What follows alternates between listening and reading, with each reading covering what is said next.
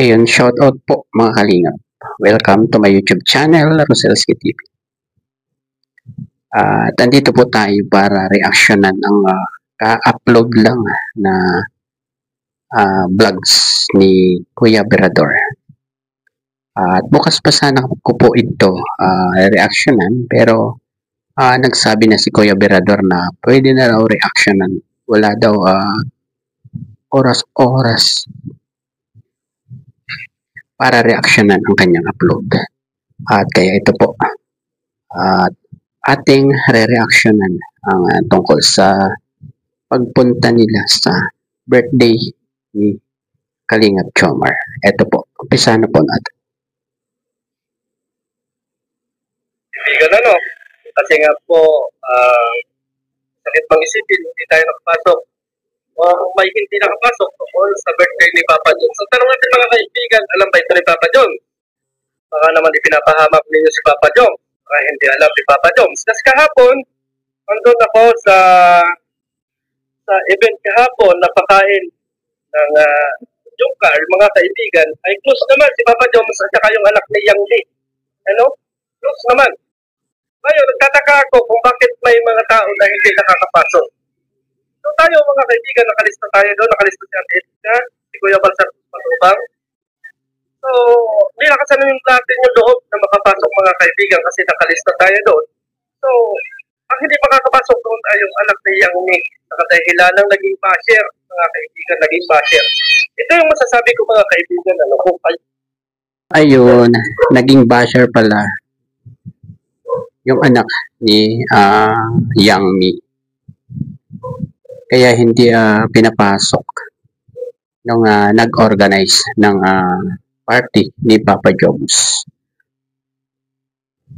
Yung man ay sumusuporta kay Papa Jones. Pinahamak niya si Papa Jones sa mga basher. Tama. Kasi naniniwala ako, mga kaibigan, na hindi ito alam ni Papa Jones itong ginawa ninyo.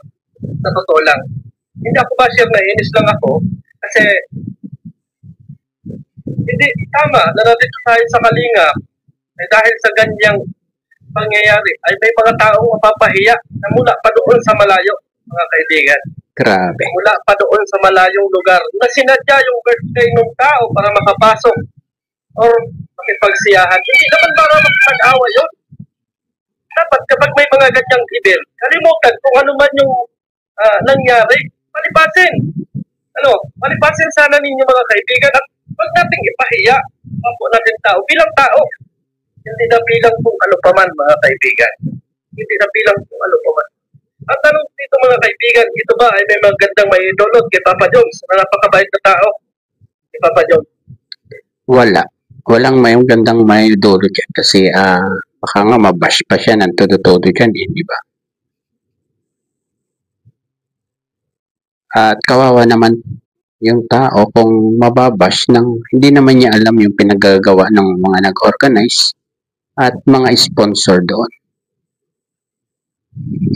Sana mga kaibigan ay huwag natin iba si Papa Jones dito kasi may isa akong nakausap doon at hindi natin nakikita si Papa Jones na talagang hindi makapasok yung isang bisita mga kaibigan yung anak niya at saka yung kanyang mga kasama ay hindi makapasok doon sa event na yun. Kaya minabuti pa lang ni Kuya Bal Santos Matubang ay umuwi o pumunta dito sa Bagasbas para maaliw yung bata mga kaibigan. Ang tanong ko sa inyo, ayun, buti na lang andun si na Kuya Bal para aliwin yung anak ni Yang Mi, at samahan para maibsan naman yung kanyang pagkakahiya sa pagpunta sa event ng birthday ni Papa Jones.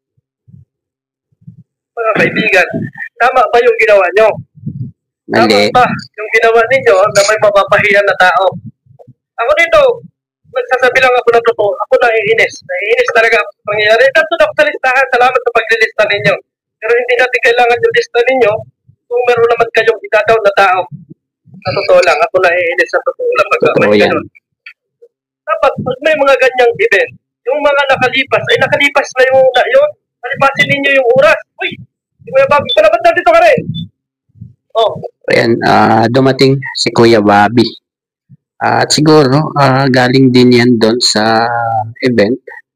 At ano kaya nga reason niya para umalis din doon? At idiretso na po natin. No, Kuya Bobby. Ako ay nakapagsalita kasi ako yung punong ganun. Ako prank ng tao ako, Kuya Bobby. Pasensya ka na. Ba't dito ka pala? Anong ka rin kanina? Parang hindi kasi maganda yung ganong gesture na isang founder na kalingap. Hindi mo mamasukin mo. Ang pangit ng sitwasyon. Kaya sabi ko din, dahil na nag-umat na nasa laban ng isa-isa yung pag-siya ko doon. Siyempre, nasa kalingap ang puso ko naman. Ayun, nag-walk out din si Kuya Bobby pala. At galing talaga siya doon sa event ng ni Jomar, ano. At siguro, diretso na po natin. Ano mo ba? Yan yung kasi hindi maganda eh. Yung pag nalamon tayo ng sistema ng pagbabangayan. Kaya nga. Pero ang tanong ko dito ay, makakaganda ba kay para kay Papa Joms itong nangyari Ay, ito? hindi. Matik yan bro. Hindi. Kawawa naman si Papa Joms dito. Bro, alam mo ba? Ito sasabihin ko sa'yo. Kinanayin ko po sila. Alam mo, maliban kay Papa Jones na hindi masaya. Sila din nga pwede nilungkot. Ano kasi sige kalingat ka? Bro, papa niya bro, hindi pinapasok. Grabe talaga. Ang bira. Alam mo yung Bobby, at ikaw pala nagpapalbing dyan eh. Ako ay nagsasaw. Okay lang yan bro. Sana wag po natin dalhin sa mga edukasyon na kung tayo may meron kung yan. Huwag mo tayong masapawan ng galit at pati si Kuya Bal madadamay. Tama, Kuya Bobby. Tama, Salamat. Kuya Bobby. At nag-isip din ako yung plan. Ano yung rin tao? Pasensya ka na. At ako yung magsasalita dito. Kasi ayaw ko nung may tao na gano'n, tataw. So ayan po mga kaibigan, at sumama din pala si Kuya Bobby TV dahil nagmukat na nga si Kuya Bal Santos Matubang. Kasi alam nyo ang ugali ni Kuya Bal Santos Matubang, ano? Alam nyo ang ugali ni Kuya Bal Santos Matubang na ayaw niya na may maiiwan. Oh, ayaw niya nung may maiiwan. Ang sa akin dito, dapat kagabi pa lang, dahil nagkasama-sama na tayong lahat mga kaibigan, ay dapat pinaunawa ninyo doon sa bata na huwag ka nang pupunta rito kasi hindi kayo makakapasok. Hindi yung oras ng event. Dapat Yes, I agree dyan, Kuya Berador, ano. Kasi, dapat kung sinabihan na yan, baka naka-exam din yung bata, di ba? At hindi na magpapagod na pumunta doon kasi nasabihan na nga na baka hindi makapasok doon sa event.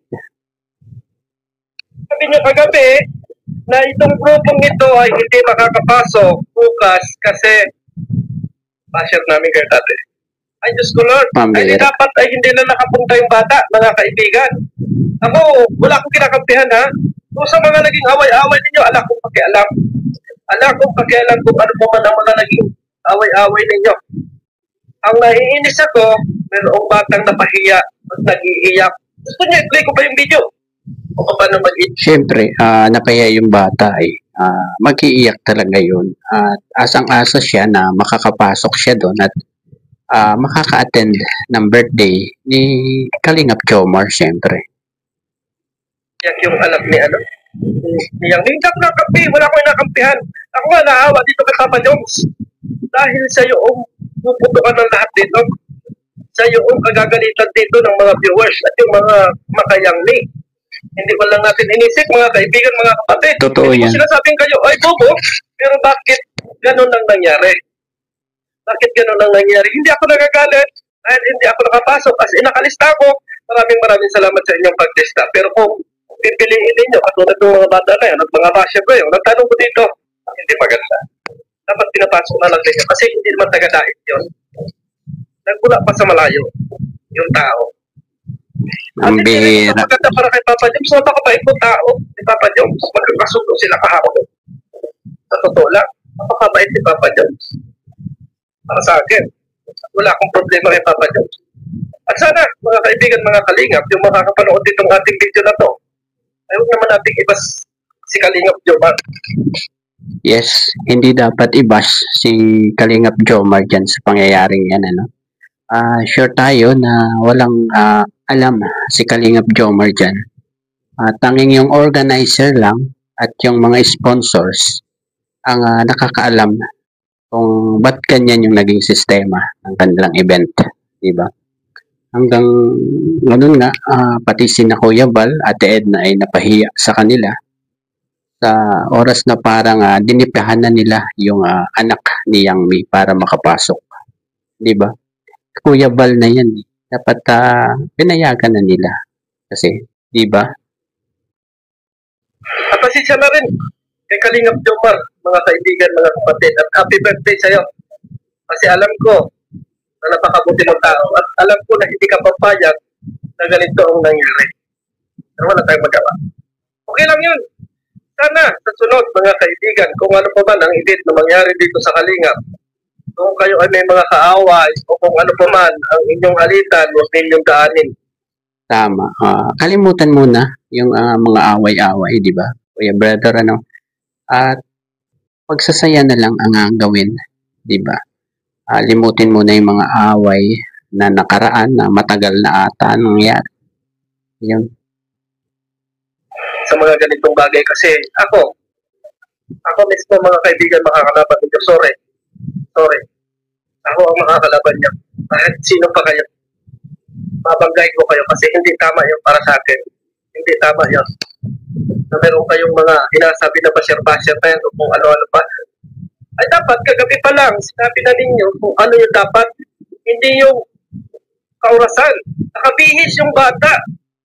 Nakabihis, mga kaibigan. Nakabihis. At umaasa na makaka-attend doon sa birthday. Hindi naman makikipag-away yun. Bata pati yun kung away ninyo, yung magulang, huwag ninyong idama yung bata kasi hindi alam nyo yung bata. Hindi alam nyo yung bata, nakakaawa. Nakakaawa yung bata, mga kaibigan. Sorry sa ating lahat, mga kaibigan, pero hindi ko kaya na hindi ako magsasalita kapag may mga ganitong nangyayari, mga kaibigan. Hindi ako. Tama lang yung ginawa mo, Kuya Berador, para parating na rin natin sa ibang mga viewers na wag agad-agad i-bash si Kalingap Jomar kasi wala siyang alam diyan. Hindi niya rin gusto na ganyan ang mangyayari sa kanyang mismong birthday pa naman, di ba? Masakit to kay Kalingap Jomar, sure yan. Sa birthday pa niya nangyari itong ganitong pangyayari. Pwedeng hindi magsasalita kasi ako mismo yung nakasaksi. At ako ay hindi naniniwala na alam Papa Joms, mga kaibigan. Yes. Sa totoo lang. Hindi ako naniniwala. Kaya pasensya na doon sa mga dyan, sa mga nag-ano ng event na yan. Pero organizer. Huwag na ninyong ulitin yung mga ganyang bagay kasi hindi. Yun ang tanong. Yun ang malaking tanong sa atin na sino ang organizer? Kabilang ba sila sa K-Boys or iba ang nag-organize, di ba? Sana naman hindi member ng K-Boys yung nag-organize niyan kasi baka pulutin sila sa kangkungan. Maganda. No? Hindi maganda para sa akin. Mababas ko talaga kayo mga kaibigan kapag inulit pa ninyo yan. At sana wag maulit. Kung ano pa man yung magiging event dito sa Kalingap, mga kaibigan, ay wag nang maulit. First time na nangyari yan sa Kalingap na may event na hindi nakapasok si Kuya Val at si Ate Edna. Itong pangyayari ito. Hindi maganda. Nasa Kalingap tayo, mga kaibigan, mga kapatid.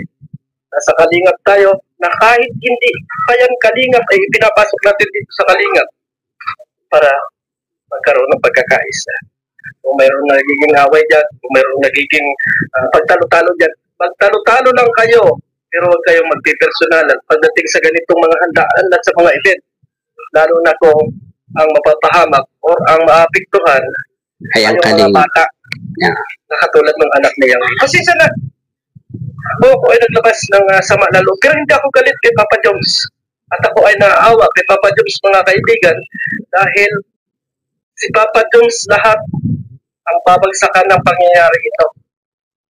Si Papa Joms ang babagsakan ng lahat ng ito. Pero wag naman sana ninyong ibas si Papa Joms kasi Dapat. walang alam si Papa Joms dito. Ako ang naniniwala na wala ditong alam si Papa Joms. Pasensya na sa inyong lahat.